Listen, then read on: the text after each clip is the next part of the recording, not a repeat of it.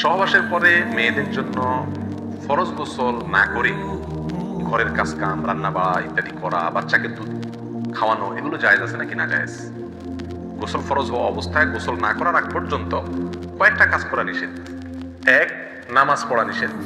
2, তওয়াফ করা নিষেধ। 3, মসজিদে অবস্থান করা নিষেধ। 4, কোরআন স্পর্শ করা নিষেধ। 5, কোরআন পড়া নিষেধ। এই 5টি কাজ ছাড়া আর কোনো কাজ কিনা নিষেধ না। আমাদের দেশে যত কঠোরতা সব মেয়েদের উপরে, ছেলেদের উপরে নেই। ছেলে গোসল ফরজ হয়েছে, 2-4 ঘন্টা শুয়ে রয়েছে বা এমনকি হাঁটাহাঁটি করছে, তাকে তেমন কেউ কিছু বলে না। সমস্ত চাপগুলা মেয়েদের উপরে।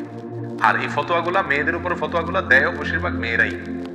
কথার কথা, ননদ আছে, শাশুড়ি আছে বা অন্য কেউ আছে বা জাল আছে, তো তারা খোঁচাইতে শুরু করে যে গোসল না করে বাচ্চাকে দুধ খাওয়াচ্ছে। কোনো বাচ্চা কাঁদতে কাঁদতে মরে যায় কিন্তু দুধ খাওয়ায় না, কেন? কারণ গোসল করেনি।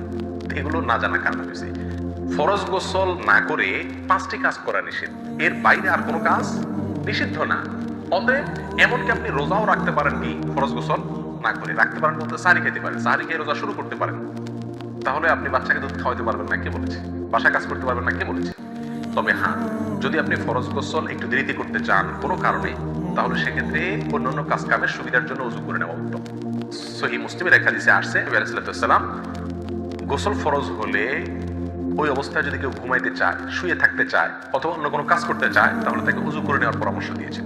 অতএব ওযু করে নিয়ে এরপর অন্যান্য কাজ করা উত্তম। এর বাইরে ওযু ছাড়া যে সে কিছু করতে পারবে না, ব্যাপারটা এরকম না।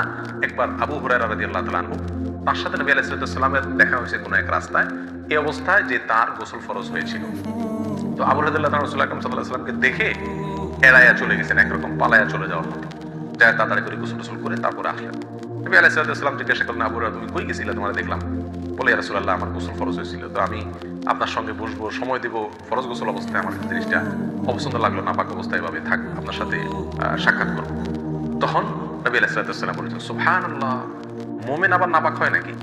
অর্থাৎ এটা তো একবার তোমার পুরো বডি নাপাক হয়ে গেছে, টাচ করলে আমি নাপাক হয়ে যাবে, ব্যাপারটা তো এরকম না। তুমি এটাকে এত কঠিন ভাবে নিয়েছো। তাহলে এই সব হাদিসগুলোকে সামনে রাখলে মোটামুটি পরিষ্কার হয়ে যায়।